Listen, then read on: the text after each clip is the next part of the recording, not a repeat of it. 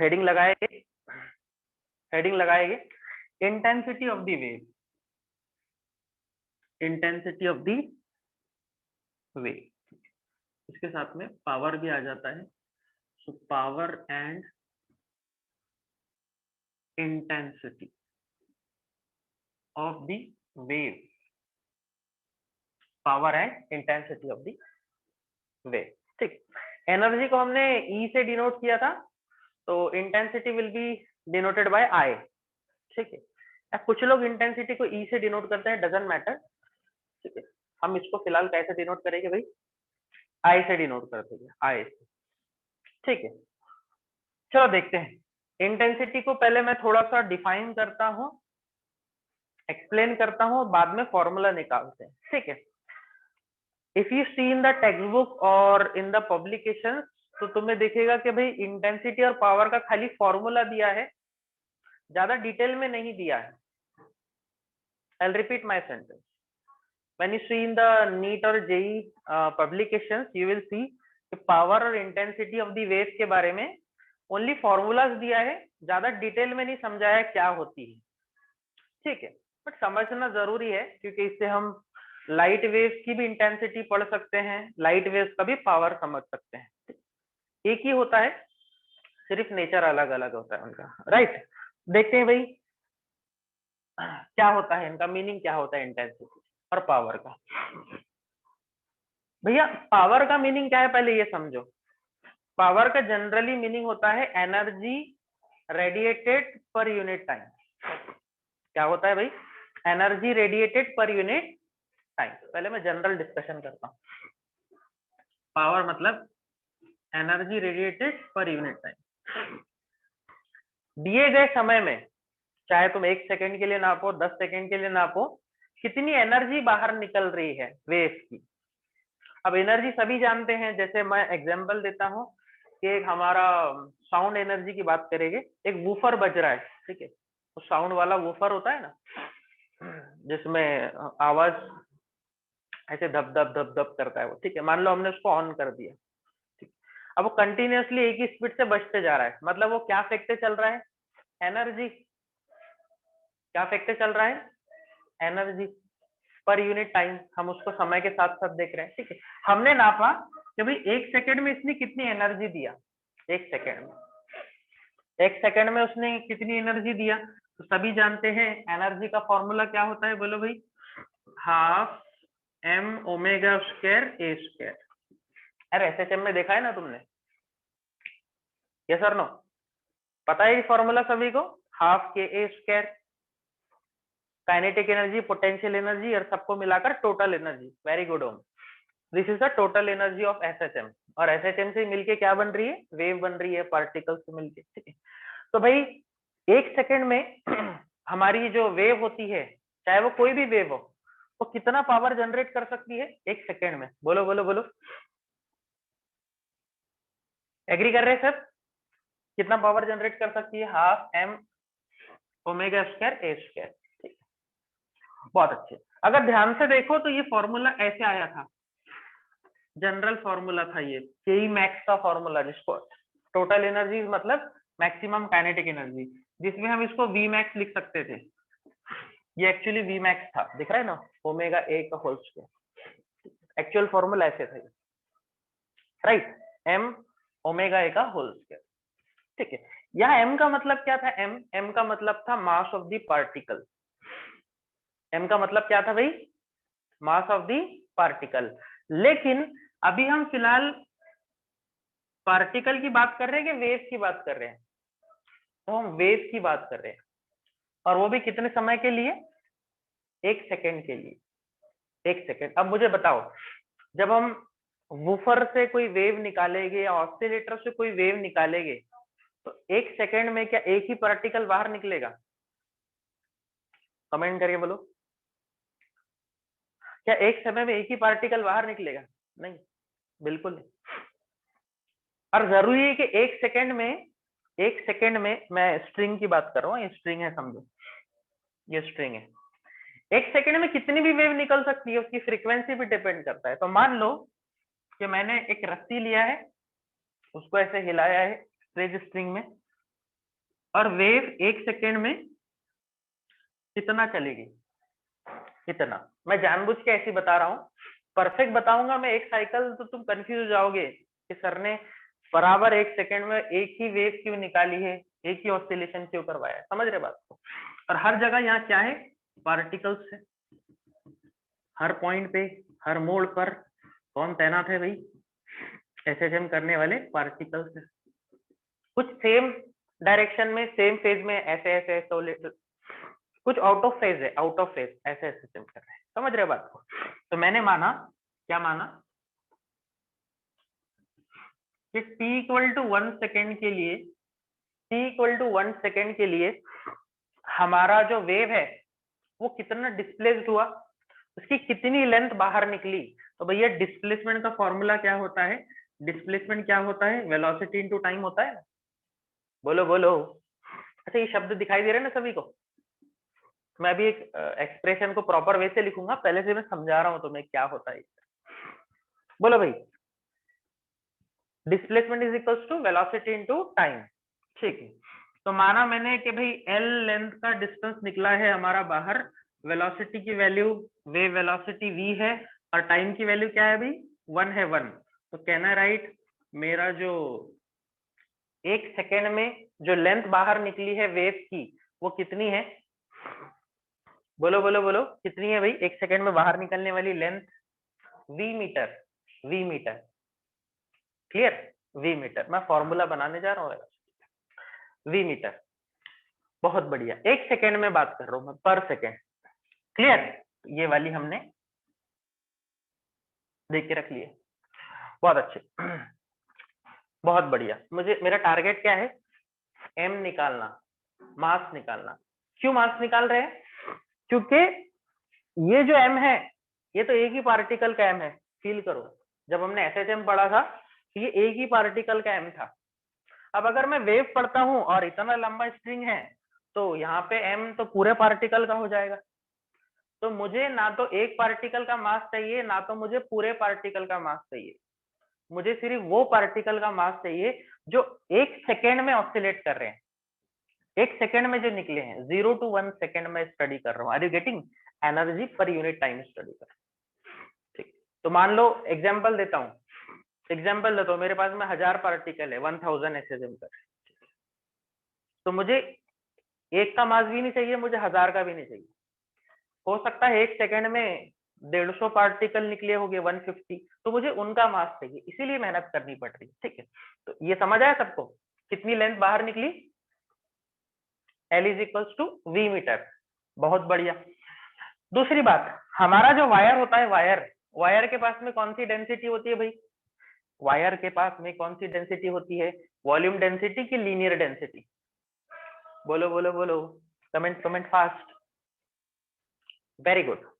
Wire के पास में volume नहीं होती है बल्कि क्या होती है, लीनियर डेंसिटी होती है, लीनियर डेंसिटी। तो लीनियर डेंसिटी का फॉर्मूला क्या भाई, मास बाय लेंथ। क्या है भाई बोलो, मास बाय,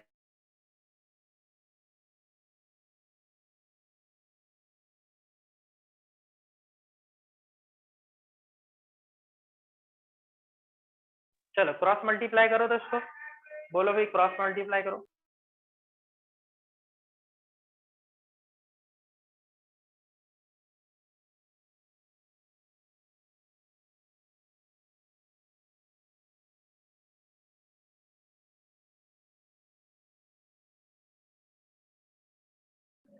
हाँ भाई देखो क्लियर है।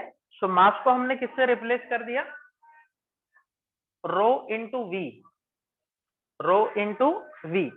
रो उसकी क्या थी, लीनियर डेंसिटी थी, मास बाय लेंथ, और वी इसकी क्या है, वेलोसिटी, जो एक्चुअली कहां से आई है, ये लेंथ से, डिस्टेंस से आई है, 1 सेकेंड के लिए, 1 सेकेंड के लिए। क्लियर, तो चलो फिर ये वाली फॉर्मूला को यहाँ रिप्लेस कर देंगे, तो बोलो मेरा पावर क्या बन जाएगा, जो कि एनर्जी पर यूनिट टाइम था। Can you tell me, half rho V, और बाकी टर्म क्या बचेगी, omega square A square, half rho V omega square A square. अब इसी फॉर्मूला को टेक्स्ट बुक में बहुत कॉम्प्लेक्स वे में समझाया जाता है, एवरेज वैल्यू निकाल के डिफरेंशिएशन करके बाद में इंटीग्रेशन करके, ठीक है, और ऐसे निकाला जाता है, बल्कि ऐसे भी नहीं, और उसके अलग अलग फॉर्म निकाले जाते हैं कि भाई ओमेगा को 2πf लिखेंगे, होल स्क्वायर करेंगे, फिर वो 4 से 2 कैंसिल हो जाएगा और कुछ तो भी नया फॉर्मूला आ जाएगा, ठीक है। So rather than this I will suggest कि ये वाला फॉर्म याद रखो, ये वाला फॉर्म याद रखो, तो तुम्हें कोई दिक्कत नहीं जाएगी। मुझे बताओ तुम्हें एक बेसिक आइडिया समझ आया क्या? बेसिक आइडिया समझ आया क्या? जल्दी जल्दी बोलो। मैं इसको प्रॉपर वे से लिखा के देता हूँ, ठीक है, चलो समझ आया, बहुत अच्छी। चलो फिर अभी देखो, चलो अपन इसको एक प्रॉपर फॉर्म में लिख लेंगे और इस पे क्वेश्चन कैसे आते हैं मैं वो भी बताता हूँ। अब मैं जो बोलूंगा वो थोड़ा सा अज्यूम करना। वायर का शेप कैसा होता है भाई? वायर का शेप, ज्योमेट्रिक शेप कैसा होता है वायर का? वायर का ज्योमेट्रिक शेप कैसा होता है प्यारे बच्चों?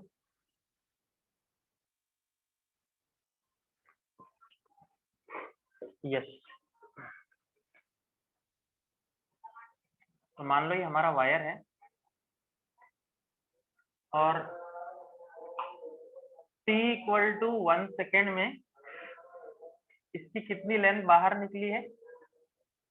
v मीटर लेंथ बाहर निकली है। ऐसे लिख देता हूं मैं, displacement is equals to velocity into time, l is equal to v, right.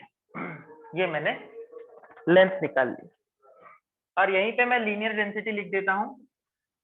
क्या होती है linear density? Mass by length. तो यहां से मास क्या हो जाएगा? रो इंटू एल, और रो इंटू एल का वैल्यू क्या है भाई? v है। चलो ये मेरे काम में आएगी, ठीक है। ये तो मेरा साइड वर्क था। मेरा मेन वर्क क्या निकालना है भाई? पहले पावर निकालते हैं। तो बोलो भाई, what is the definition of power? Power निकालने के कई और कॉम्प्लेक्स मेथड भी है, जिसको वर्क डन के मेथड से निकालते हैं, इंटीग्रेशन की, बट मेरा सीधा सीधा फंडा है। पावर का मतलब क्या होता है पहले फील करो। हम कुछ बोल रहे हैं, जैसे वो वूफर बज रहा है, हमने इसको कांस्टेंट स्पीड पे रखा, तो हम बोलेंगे कि ये इतनी इतनी एनर्जी, मान लो 100 जूल एनर्जी पर सेकंड ट्रांसफर कर रहा है। हमने ऑन कर दिया वूफर को, 100 जूल एनर्जी वो पर सेकंड में ट्रांसफर कर रहा है, हमने कांस्टेंट रखा उसको। तो पहले सेकंड में भी वो 100 करेगा, दूसरे सेकंड में भी वो 100 करेगा, तीसरे सेकंड में भी वो 100 करेगा। तो उसका क्या कांस्टेंट है? उसका एनर्जी कांस्टेंट है with respect to time. Agree कर रहे हैं सब? यस और नो? उसका टोटल एनर्जी एमिशन कांस्टेंट है विद रिस्पेक्ट टू टाइम, मतलब उसका पावर कांस्टेंट है। मतलब उसका क्या कांस्टेंट है? पावर कांस्टेंट, ठीक है। सो क्या बोल सकते हैं हम पावर को? It is called energy radiated या फिर एमिटेड, रेडिएट की जगह एमिट बोल सकते हैं यहाँ पे, per unit time, energy emitted per unit time. तो E upon T equal to 1 लिख देता हूं मैं, तो टेंशन खत्म हो जाता है अपना। तो बोलो भाई एनर्जी का वैल्यू क्या होता है? हाफ m ओमेगा ए को साथ में लिख देता हूं, हाफ mv स्क्वायर होता है ना, तो समझ जाना ये v मैक्स है, ये v मैक्स है। बहुत अच्छे। फिर हम बात करेंगे फॉर 1 सेकेंड। तो भैया 1 सेकेंड में जो मास है हमारा, जो हमारा मास है वेव के अंदर, जो मास है, mass of the wave, wave में मास भी होता है, ठीक। मास ऑफ दी वेव कितना होता है? m is equals to rho v, दिखा है ना, m is equals to rho v, इतना हमारा मास, ठीक है। तो ये वैल्यू को पुट करेंगे तो हमारा पावर बन जाएगा half rho v into omega A का होल स्क्वायर। तो भैया इतना पावर है हमारी वेव में। अगर ध्यान से देखो और अज्यूम करो तो सारी चीजें यहाँ कांस्टेंट समझी जा सकती है। जो वूफर है हमारा जो बज रहा है, उसकी फ्रीक्वेंसी कांस्टेंट रखी है हमने, एक ही प्रकार की वेव निकाल रहा है, पॉसिबल है। एक ही हाइट की वेव निकल रही है, मतलब एम्पलीट्यूड कांस्टेंट है। बिल्कुल। रो, रो क्या होता है, जहां से वेव निकल रही है, देखो यहाँ पे स्ट्रिंग में वेव निकल रही है, स्ट्रिंग है एक्चुअली, ठीक है, साउंड वेव नहीं है ये, मैं कंपेयर करके बता रहा हूँ, मैं स्ट्रिंग है, तो स्ट्रिंग का जो मटेरियल होता है, ठीक है, मास बाय लेंथ, मतलब पर्टिकुलर लेंथ में कितना कितना मास है, अगर यूनिफॉर्म मास भरा हुआ है तो उसकी डेंसिटी कांस्टेंट मानी जाएगी। समझ रहे हो बात को? 10 मीटर का वायर है, 10 केजी उसका वेट है, तो 1 मीटर में 1 केजी, 1 मीटर में 1 केजी, इसको बोलते हैं लीनियर डेंसिटी, वो भी कांस्टेंट है मान लो, ठीक है। और velocity of the wave, air में बात चल रही है तो मैंने आपको कल सिखाया था कितनी होती है, ऑलमोस्ट 330 मीटर पर सेकेंड, ठीक है, ऑलमोस्ट, राइट। तो अगर ये सारी बातें कांस्टेंट माने तो हमारे पास में एक कांस्टेंट पावर का फॉर्मूला मिल गया है। पढ़ो क्या मिला है भाई formula, half rho V omega A का होल स्क्वायर। फिर से बता रहा हूं मैं, तुम बुक्स में देखोगे तुम्हें ओमेगा की जगह 2πf रखेगा और सारा खेल खेलेगा और तुम्हें कंफ्यूज करेगा, बट आई विल सजेस्ट ये वाला फॉर्म याद रखो, ठीक है। अब बस इस पे कुछ खास नहीं है। हो सकता है क्वेश्चन ऐसे आ जाए कि भाई हमने पहले इस मीडियम में एक्सपेरिमेंट किया और हमें पावर इतना दिखाई दिया, एक वूफर रखा, पावर इतना मिला, फिर उसी वूफर को उठाकर हमने दूसरे मीडियम में डाल दिया तो हमें पावर चेंज हो गया, तो बोलेगा बताओ ऐसा क्यों हुआ, कंपेयर करो। तो मतलब वेलोसिटी चेंज होना है वहां पे। ओमेगा ए तो कांस्टेंट, मतलब अपनी मेहनत तो कांस्टेंट है जो वूफर की है, वेलोसिटी चेंज हो गया मीडियम का चेंज होना, मतलब समझ रहे बात को? तो ऐसे चेंजेस आ सकते हैं, तो रेशियो लेना है, कुछ नहीं है। जैसे वेलोसिटी चेंज हो रही है, P1/P2 is equal to V1/V2। Linear density change हो रही है कि कहीं वायर पतला है कहीं वायर जाड़ा है, तो समझो उसकी लीनियर डेंसिटी चेंज हो रही है, उस केस में रो भी निकाल सकते हैं। बताओ भाई, have you got the idea of power? What is power? Energy emitted per unit time. ये जनरल फॉर्मूला है, सिर्फ साउंड वेव्स के लिए नहीं, ट्रांसवर्स के लिए, बाकी वेव्स के लिए भी लागू होगा। कमेंट करो fast. Yes, velocity depend on the medium, velocity depend on the medium, correct, बहुत अच्छे। भैया इससे ज्यादा इंपॉर्टेंट टर्म है इंटेंसिटी, इससे भी ज्यादा इंपॉर्टेंट टर्म है कौन सी, जिसपे ज्यादा क्वेश्चन आए हैं, वो है इंटेंसिटी। अब ये समझाता हूं मैं तुम्हें, अब ध्यान से बात समझना।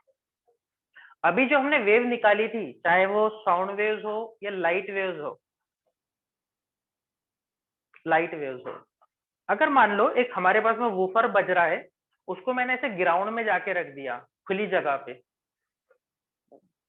और वो 100 जूल प्रति सेकंड एनर्जी निकाल रहा है, वो ग्राउंड में जहां पे ऐसे एयर रेजिस्टेंस है, ये है वो है, सारी बातें हैं, क्या हमें ज्यादा आवाज आएगी? फील करो, हम एक थोड़े डिस्टेंस पे खड़े हैं, सुटेबल डिस्टेंस, हम वूफर बजा रहे हैं, कमेंट करके बताओ, क्या हमें ज्यादा आवाज फील होगी कि कम आवाज फील होगी?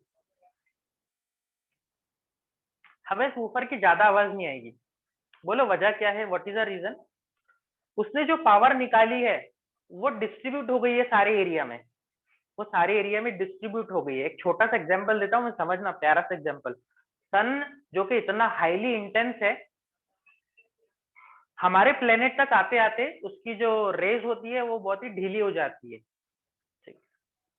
और अगर हम सनरेज में खड़े भी होते हैं तो हमें उतना डैमेज नहीं होता है, हमें उतना डैमेज नहीं होता है, समझ रहे हो बात को? अब थोड़ा सा एग्जांपल फील करो, वही सन रेज को अगर हमने एक पर्टिकुलर कंट्री पर या पर्टिकुलर सिटी पे फोकस किया होता तो क्या वो सिटी बच पाता? फील करो, फील करो, फील करो, फील करो। अरे जैसे लेजर होता है, लेजर क्या करता है? लेजर यही तो करता है, उसकी लाइट कोई अलग क्वालिटी की लाइट थोड़ी ना होती है, नॉर्मल इंस्ट्रूमेंट से बनी लाइट होती है, लेकिन उस लाइट को फोकस किया जाता है एक पॉइंट पे, तो फोकस करने के कारण वो चीजों को बर्न कर देता है, जला देता है।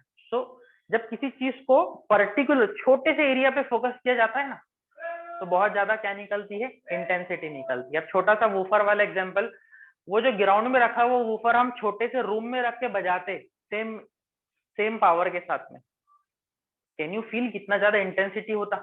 हम परेशान हो जाते थे, हम परेशान हो जाते थे। तो फोर्स वही थी, एनर्जी वही थी, काम वही था, सिर्फ उसको नापने का जो पैरामीटर था, जो एरिया था, वो कम ज्यादा किया है।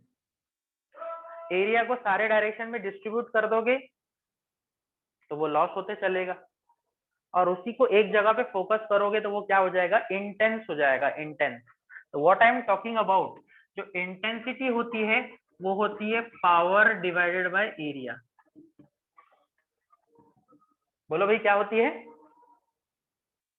बोलो बोलो बोलो, पावर डिवाइडेड बाय एरिया। ठीक है, आसपास को नॉइस इग्नोर करना, ठीक है भाई। Power divided by area. अब पावर को क्या डिफाइन कर सकते थे हम, एनर्जी रेडिएटेड पर यूनिट टाइम। तो इसकी पूरी डेफिनेशन मैंने जब डुअल नेचर पढ़ाया था तो ऐसे लिखाया था, एनर्जी रेडिएटेड या इमिटेड पर unit time per unit surface area. बोलो हाँ या ना, एनर्जी एमिटेड या रेडिएटेड पर unit time per unit surface area, ऐसे भी लिख सकते हैं, या तो फिर सीधा सीधा power divided by area, general formula. तो एरिया की बात की जाती है इंटेंसिटी में, कि वो जो पावर निकल रहा है उसको तुम किस एरिया में नाप रहे हो, राइट। तो रखेंगे यहाँ पे। तो बोलो भाई पावर का फॉर्मूला क्या है, ये दिख रहा है पावर का फॉर्मूला, हाफ रो वी, और क्या है, ओमेगा ए का whole square divided by area को हम ए लिखेंगे, ठीक है, या फिर एरिया को हम एस लिख देते हैं वरना कंफ्यूज हो जाएगा, एस, ठीक है, सरफेस एरिया। अब मेरी बात ध्यान से सुनो, यहाँ पर एरिया क्या है, क्योंकि यहाँ तो कोई हम एयर में नहीं निकाल रहे हैं, हमारे पास तो यहाँ मीडियम क्या है, वायर है, एक स्ट्रिंग है। तो यहाँ पर एरिया क्या होगा, जरा सा ध्यान देना, जरा सा ध्यान देना, मैं यहाँ पे लिख के देता हूँ तुम्हें, ठीक है, यहाँ पे लिख के देता हूँ, ध्यान से देखना।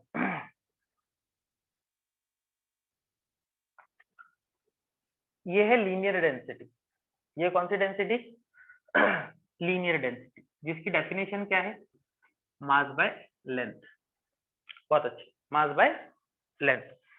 अब मुझे एक बात बताओ, ये जो वायर है, वायर ये तो मटेरियल से मिलके बना है ना भाई, कुछ ना कुछ मटेरियल से मिलके बना है, तो मटेरियल की डेंसिटी को क्या बोला जाता है, बोलो बोलो बोलो, मटेरियल की डेंसिटी को क्या बोला जाता है, वॉल्यूम वाली डेंसिटी, वॉल्यूम। जैसे इसीलिए मैंने पहले पूछा था स्टार्ट ऑफ द क्लास में कि जो हमारा वायर है वो दिखने में कैसा दिखाई देता है, उसका अजम्पशन क्या होता है, वो सिलेंड्रिकल शेप का होता है, सिलेंडर। तो सिलेंडर के पास क्या होती है, वॉल्यूम होती है, ठीक है। तो इसको हम कंपेयर करेंगे वॉल्यूम वाली एनर्जी के साथ। So can you tell me, rho की जो वैल्यू है वो क्या हो जाएगी, mass by volume, mass by volume. और सिलेंड्रिकल शेप के लिए वॉल्यूम को क्या लिखा जा सकता है, इसको मैं वॉल्यूम लिख देता हूं, और वॉल्यूम तुम जानते हो सिलेंडर का होता है एरिया इंटू लेंथ, जिसको आप एरिया इंटू हाइट बोलते हो। बोलो हाँ या ना। तो again I am repeating, sir ये दो दो डेंसिटी क्यों, एक डेंसिटी लीनियर डेंसिटी है जो हमें डिस्ट्रीब्यूशन बता रही है मास का, एक लेंथ में कितना, 2 मीटर में कितना, 3 मीटर में कितना, वेरी गुड। और ये जो डेंसिटी है ये मटेरियल के बारे में बता रही है कि मटेरियल कैसे ठूस ठूस के भरा हुआ है, समझ रहे हो कि किस मटेरियल का बना हुआ है। सपोज 1 मीटर का, देखो फिर से मैं एक एग्जांपल देता हूं, लेकिन क्या डिफरेंस रहेगा तुम बताना। 10 kg का वायर, 10 मीटर का वायर, छोटा एग्जांपल, इजी एग्जांपल, 10 kg का 10 मीटर के वायर, दो वायर ले लिया मैंने, एक लिया मैंने स्टील का वायर लिया और एक लिया मैंने दूसरा कोई और मटेरियल का वायर ले लिया मैंने, ठीक है, मान लो कॉपर का ले लिया, कॉपर वायर ले लिया। अब जरा ध्यान से देखो तो इनकी लीनियर डेंसिटी ऑलमोस्ट सेम रहेगी, क्योंकि पर्टिकुलर लेंथ में कितना केजी रहेगा, 1 kg, एक यूनिफॉर्म डिस्ट्रीब्यूटेड है ना, 1 kg 1 kg 1 kg, तो रो कांस्टेंट। बट क्या इनकी मटेरियल डेंसिटी कांस्टेंट है, कमेंट करो, क्या इनकी रो कांस्टेंट है, रो नहीं, इनकी रो कांस्टेंट नहीं है, इनकी मटेरियल डेंसिटी कांस्टेंट नहीं है। बात आ गई समझ में, बस मुझे लगता है समझ आ गई।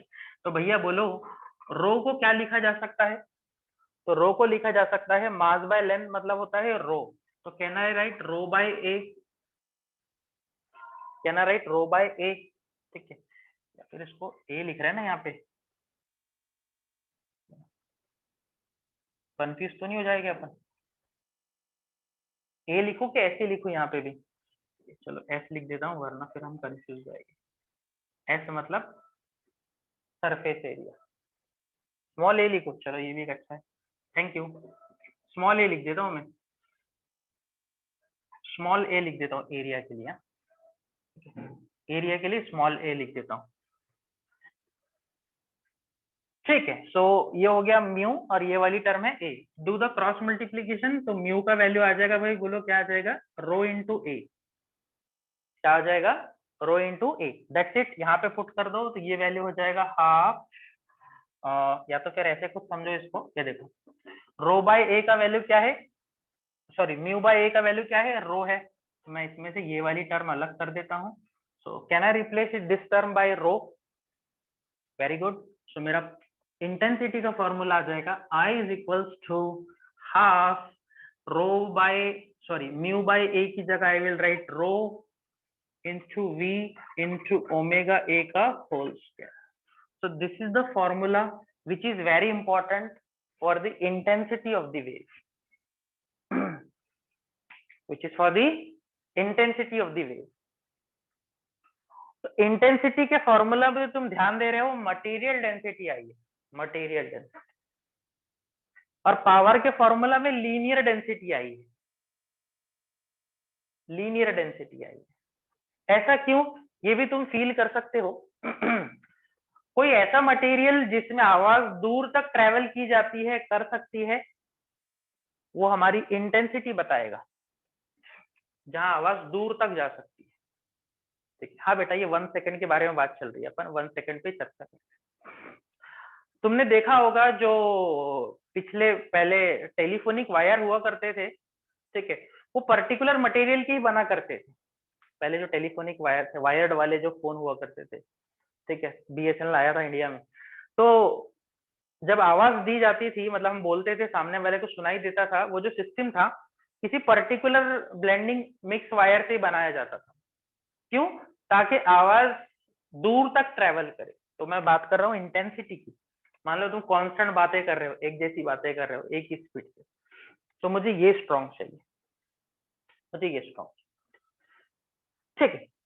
और अगर मुझे ये स्ट्रॉन्ग चाहिए तो मुझे वायर वायर के बारे में ज्यादा चर्चा नहीं करनी है, मुझे सिर्फ इतना देखना है कि मैं जो पावर निकाल रहा हूँ, मतलब मेरी कोई गलती नहीं होनी चाहिए, मेरी कोई गलती नहीं होनी चाहिए। मान लो मैं तुम्हें अभी इमिट करते जा रहा हूँ, मैं बोलते जा रहा हूँ, मैं बोलते जा रहा हूँ, ठीक है।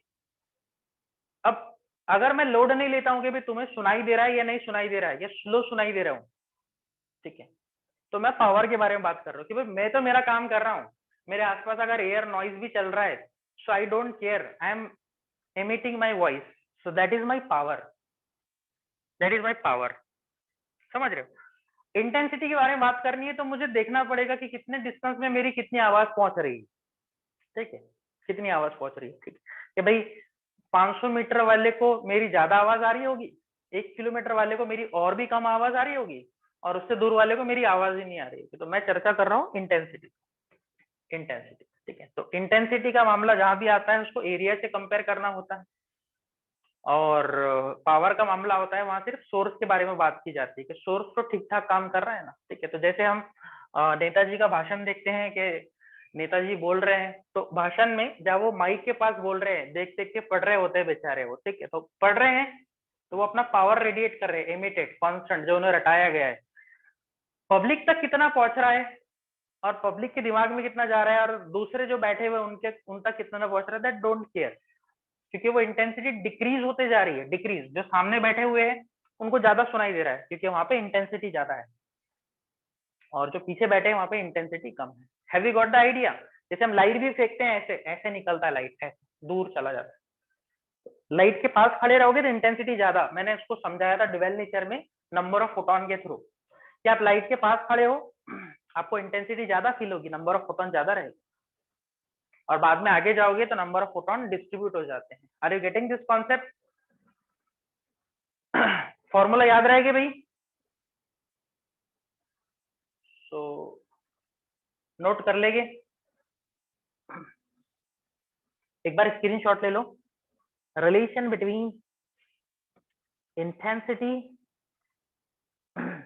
एंड एम्पलीट्यूड, इसके बीच में रिलेशन है ये, इंटेंसिटी एंड एम्पलीट्यूड। तो बोलो भैया क्या रिलेशन आया, क्या रिलेशन आया है? Yes correct. So we have got the relation, intensity amplitude को डायरेक्टली प्रोपोर्शनल होती है। देखो कह रहे हैं यहाँ पे इंटेंसिटी एम्पलीट्यूड को डायरेक्टली प्रोपोर्शनल होती है। ये बहुत ही इंपॉर्टेंट है इस आगे के पार्ट के लिए। हमें दो वेव दे देता है, हमें दो एम्पलीट्यूड दे देता है, उनके सुपरपोजिशन का टाइप दे देता है। सुपरपोजिशन क्या होता है हमारा कल का पार्ट है, लेकिन मैं बता रहा हूँ कि दो वेव दे देगा, बोलेगा वह ऐसे ऐसे तरीके से मिल रहे हैं, इन फेज आउट ऑफ फेज, और बोलेगा बताओ उनके इंटेंसिटी का रेशियो क्या होगा। तो उस समय इससे मिला के हम थोड़ा सा फॉर्मूला मॉडिफाई करेंगे। तो फिलहाल इतना याद रखो कि इंटेंसिटी जो होती है वो एम्पलीट्यूड पे डिपेंड करती है। अब आपको एम्पलीट्यूड समझता है, जितनी मैं वेव की हाइट लेके जाऊंगा उसके अंदर उतनी एनर्जी आएगी, और जितनी उसके अंदर एनर्जी आएगी ऑटोमेटिकली उसके अंदर पावर बढ़ेगा और इंटेंसिटी बढ़ेगी। थोड़ा बहुत रिलेशन जमा है, तुम्हें समझ आए? Can you feel this? इसका छोटा सा एग्जांपल मैं और दे सकता हूँ। अगर मैं जो बोल रहा हूँ वो सबको सुनाई दे रहा है, ठीक है, ठीक है, मैं एक ही रेट से कांस्टेंट कांस्टेंट बोलते जा रहा हूँ, ठीक है, ABCD EFG ऐसे मैं बोलते जा रहा हूँ, ठीक है। अगर यही ABCD को मैं जरा चिल्ला चिल्ला के बोलूंगा सेम रेट से, स्पीड चेंज नहीं करूंगा बट मैं चिल्ला के बोलता हूँ ABCD EFG, तो मेरी स्पीड तो कांस्टेंट है, मतलब वेव तो पर सेकेंड वही निकल रही है, लेकिन वेव का एम्पलीट्यूड बढ़ जाता है चिल्लाने से। एम्पलीट्यूड बढ़ जाना मतलब उसके अंदर एनर्जी बढ़ जाना, इंटेंसिटी बढ़ जाना। जनरली कोई गुस्सा होता है चिल्ला के बोलता है, ठीक है, ठीक है। जैसे ओम के फादर ने ओम को चिल्ला के बोला, ओम तेरी फादर गर्लफ्रेंड रिचार्ज मारने का बोल रही है, तो भाई ओम डर जाएगा, ठीक है। उनको लगेगा अरे पापा ने मैसेज पढ़ लिए, ठीक है, चंपा का मैसेज। ऐसा नहीं होना चाहिए, ठीक है। सो intensity is depend on the amplitude only, doesn't depend on the frequency, ऐसा माना जाता है। ऐसा बिल्कुल नहीं है कि फ्रीक्वेंसी पे भी डिपेंड नहीं है, होती है, दिख रहा है यहाँ पे, बट एट अ टाइम हम एक ही चीज को स्टडी करेंगे। ध्यान से सुनना मैं क्या बोल रहा हूँ। When we talk about the amplitude, तो हम फ्रीक्वेंसी को चेंज नहीं करेंगे, कांस्टेंट टाइप की वेव निकालेंगे, बस उसकी हाइट कम ज्यादा हो जाएगी, ठीक। और जब हम फ्रीक्वेंसी को कम ज्यादा करते हैं, वो कम है हमारे सिलेबस में पार्ट, तो हम एम्पलीट्यूड को कांस्टेंट मानेंगे। किसको कांस्टेंट मानेंगे? एम्पलीट्यूड को। बताओ भाई यहाँ तक क्लियर है क्या? और कोई भी डाउट होगा तो बोलो यहाँ तक